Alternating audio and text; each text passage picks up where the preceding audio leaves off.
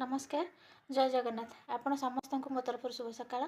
तो सकाळु सकाळु बाबा आज टिके बड़ माछ आनी चलतु आज टिके माछ फ्राए करदे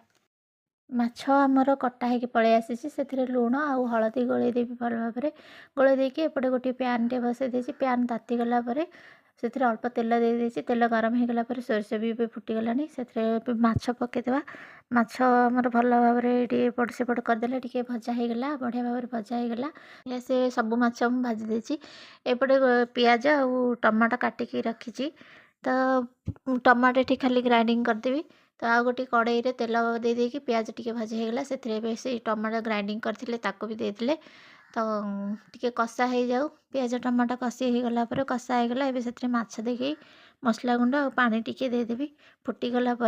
ताकू टिके धनिया पत्र देके बाहर करदेबा भारी भल लागिबो तो पिला माने सब खाइबा को समस्ते भल पाती एबे बाहर करदेबा धनिया पत्र पकेकी।